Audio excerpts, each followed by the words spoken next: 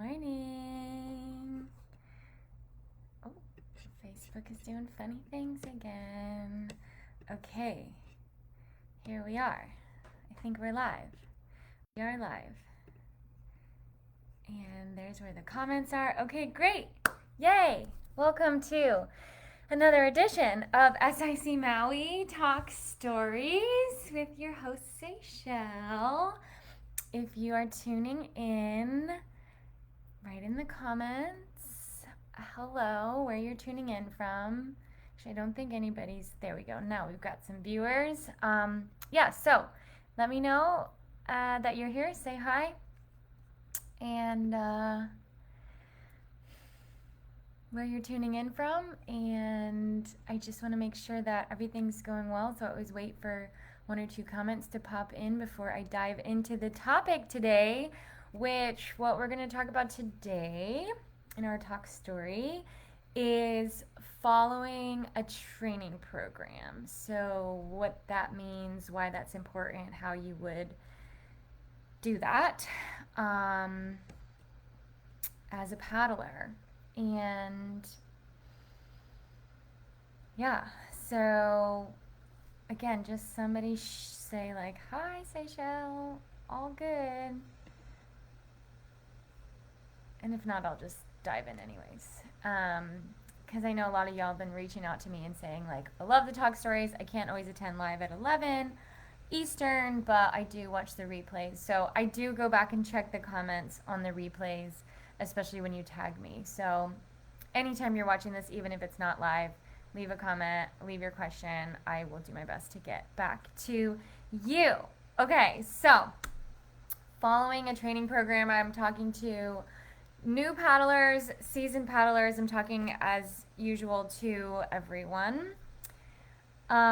This is a common mistake that I see in so many paddlers. Again, new, old, doesn't matter. It's like you go out and you just paddle and you pretty much do the same loop every single time and you try to do it faster every single time you go. And maybe you even buy a GPS and you check your time weekly, and that's your way of getting faster, is just paddling. And there's nothing wrong with that, like especially if you're somebody who's like just in the sport for fitness, just to get out on the water, just to be in nature, like that's beautiful. If you're somebody who's in the sport for probably all of those things, and also because you want to improve in your paddling performance, in your in racing, then, which is I have a feeling that's like most of y'all who are watching this right now, if you're interested in training programs, you're probably interested in improving more than just overall fitness, but like actually speed, skill, stamina for racing. And you know, if you love the journey of paddling, again, because it connects you to the water, it connects you to nature, but because you love the journey of self-development, self-improvement, pushing your limits, and seeing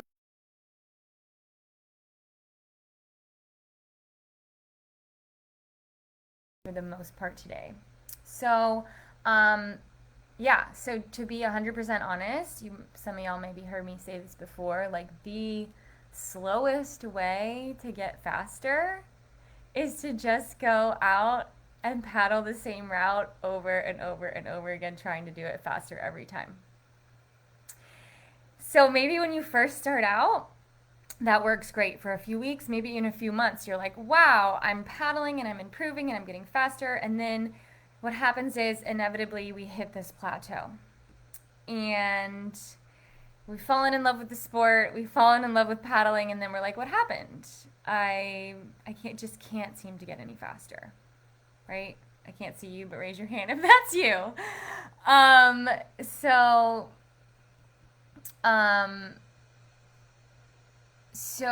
then what we start doing is we start buying new equipment, and we're like, yay, I bought a new board, I bought a new paddle, now I'm faster. And that's great. Equipment totally matters. Equipment totally can and does and will make you faster if you're, upgrading to lighter, narrower as you improve boards and paddles.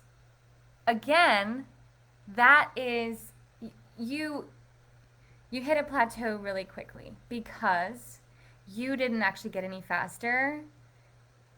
Your equipment made you faster, right? So how do I actually get faster, right?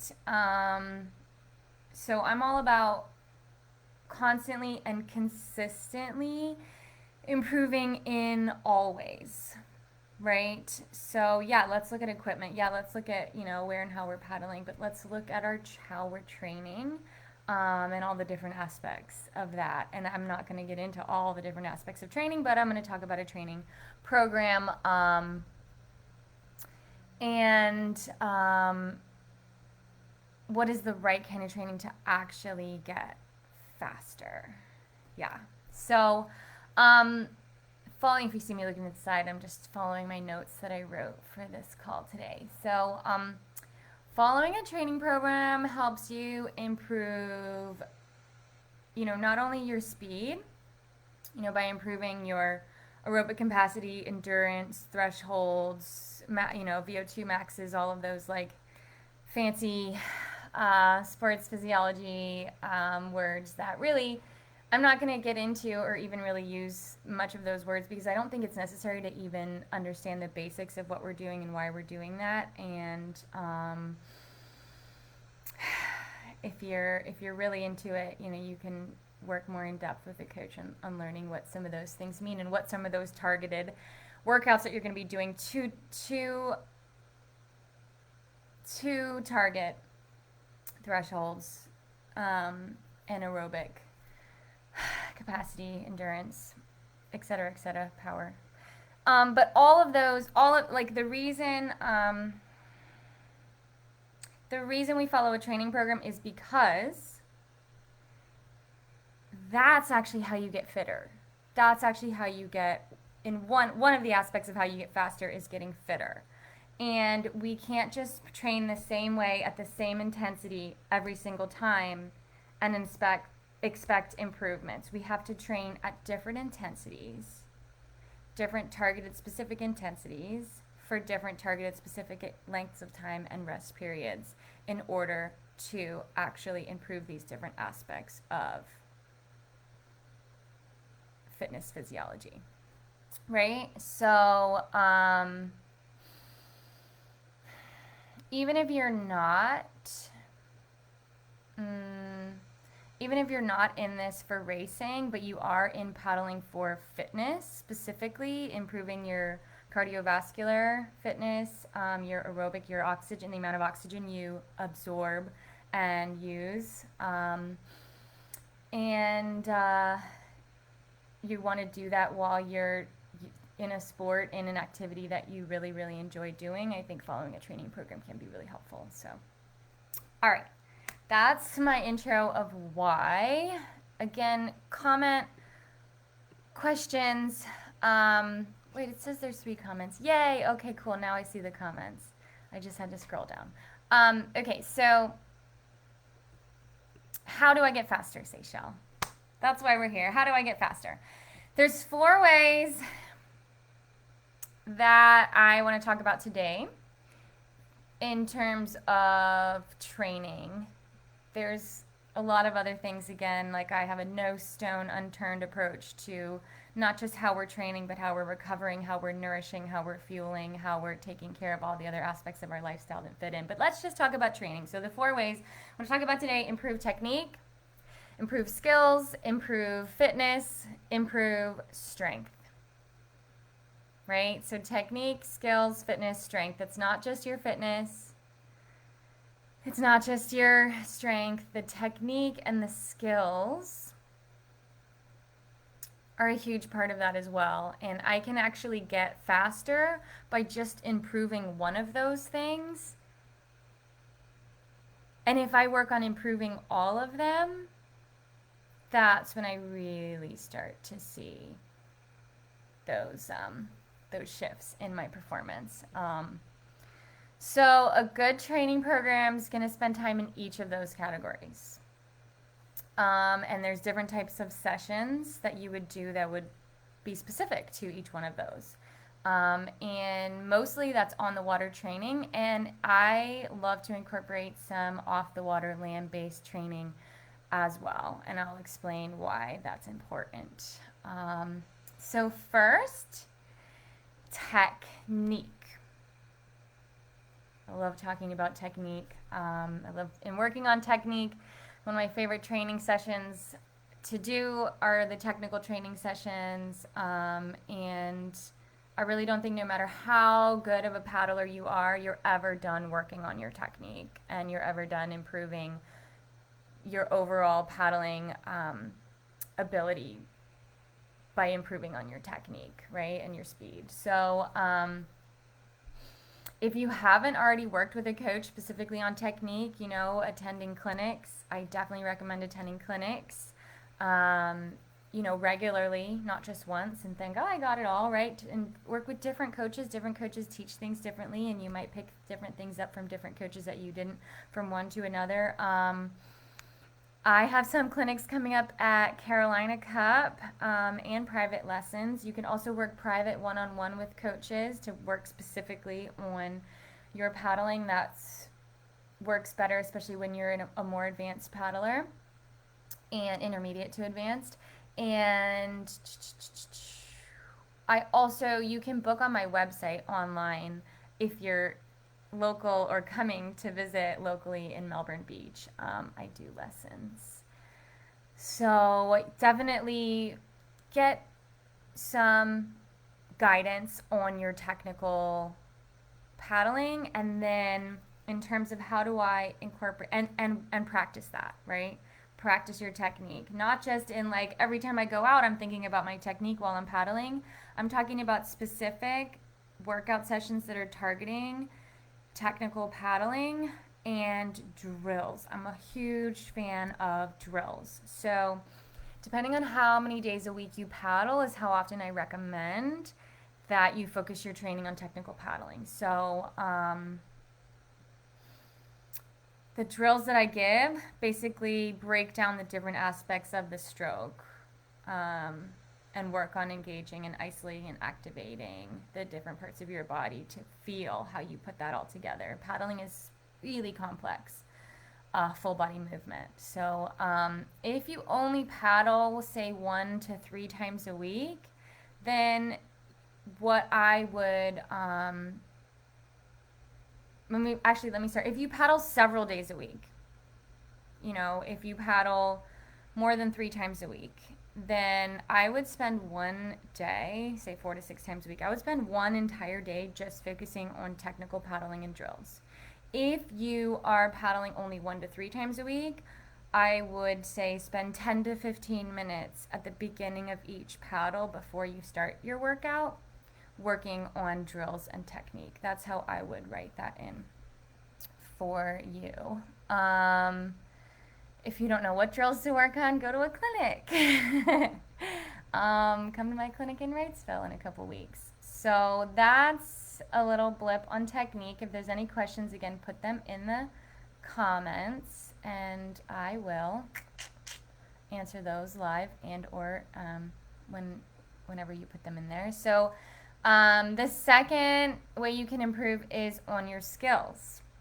Okay, so are you the person that's like a, you know, relatively fast paddler and you do pretty well in a race until you get to the buoy? And then it's like slow down, full stop, back paddle, get flustered, fall in.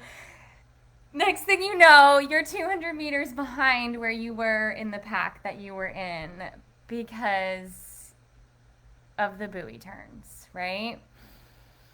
So, skills. They can make or break you, especially in racing. And, or how about this one? You totally kill it in the flat water. You're fast. You have great fitness, endurance, And then you sign up for a race like the Carolina Cup or the Key West Classic, and you're like, yes, long distance, I'm going to be great at this. And then there's that ocean leg. And you spend so much time in the water on the ocean leg that by the time you get to the backside of the course, there's no way you're going to make it all up, right? So, skills, skills are important to work on consistently, right? So pivot turns, footwork, downwinding, drafting, upwind and sidewind paddling, paddle steering, foot steering, surfing, wake riding, all of these aspects and skills that are going to help you be a better, board maneuverer, paddler in all different kinds of conditions and races. And even if you just paddle on flatwater rivers, lakes, there's still buoy turns, there's still drafting, there's still wind, right? There's still legs of the race where if you're not good at steering your board, you're stuck paddling on one side forever and ever and ever and ever. And that doesn't have to be so. So, yeah. So I would spend, again, if you paddle several days a week, vary up your conditions. If you can once a week, get out into those conditions that you really need to work on, and work on your footwork. If you paddle several days a week, spend one day. If you don't, just go out as much as you can, and or just make it a point to work on your skills, your footwork, your drafting, your pivot turns. What were all the other ones that I said? Here, I have them written down. Upwind and sidewind paddling, steering, maneuvering, surfing, right? So one of the great benefits of having a training program written for you, you can write your own, and that I'm giving you a lot of information to be able to do so, but having one written for you, or even if you're writing your own, is like have your coach write in there specifically, spend this time working on these skills, right? Do this session working on these skills, and talk to them about, okay, here's what I need. I really need to work on my pivot turns.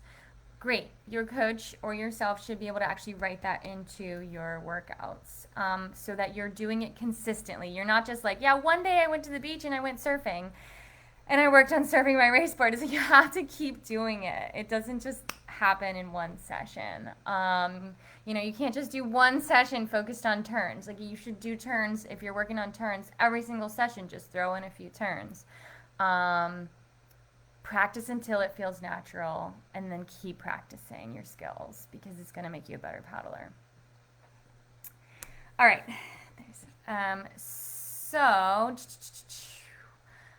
Fitness, right? How do I improve overall fitness? All right. So raise your hand if you do interval training. You've done interval training, and you know what interval training is. And if you don't, it's basically kind of like what I was saying a few minutes ago. You're training not just going out and paddling at that same intensity, often as hard as you can, for a certain length of distance or time. It is you're training at different specific targeted intensity levels for specific targeted lengths of time, and then resting for specific lengths of time in between that paddling intensity. So interval training is popular in every cardiovascular sport: biking, running, swimming, and of course paddling. So because it works, like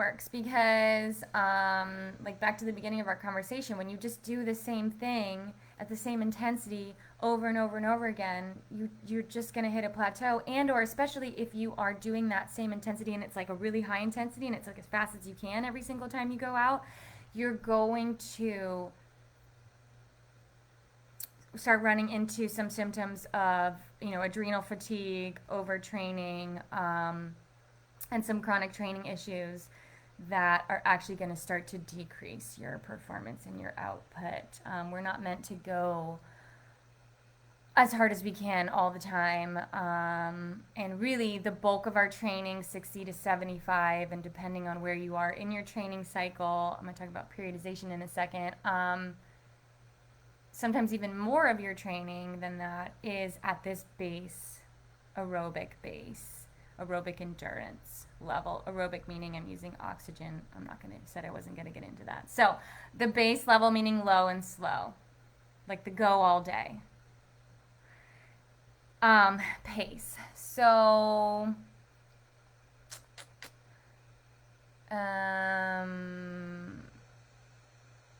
right. So periodizing, and then we want to periodize our training programs, meaning that there's certain times in my training program for a certain amount of weeks where I'm doing mostly base work.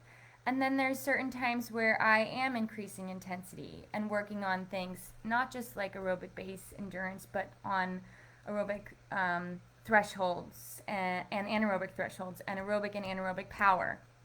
So speed, acceleration, right? I actually don't work on those things all the time. I work on them when I need to at certain times in my training program. So, yeah, we're not meant to go hard all the time. And it's going to decrease our ability to recover, to actually put output.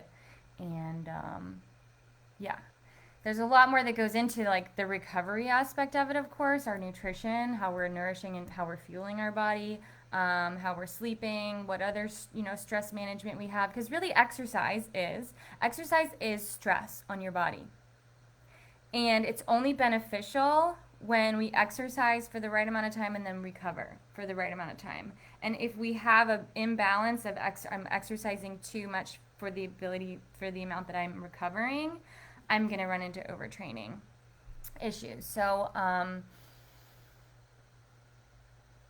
yeah. This talk, I won't be going into so much of the lifestyle, nutrition, sleep, recovery aspects of training, but just sort of trying to give you a idea of why we do the bulk of our training at those lower levels. That's one of the reasons. There's so many. So, yeah. So interval training, that's how the bulk of the programs that I write, and really that all of the coaches that I've ever worked with, how they write their training programs. And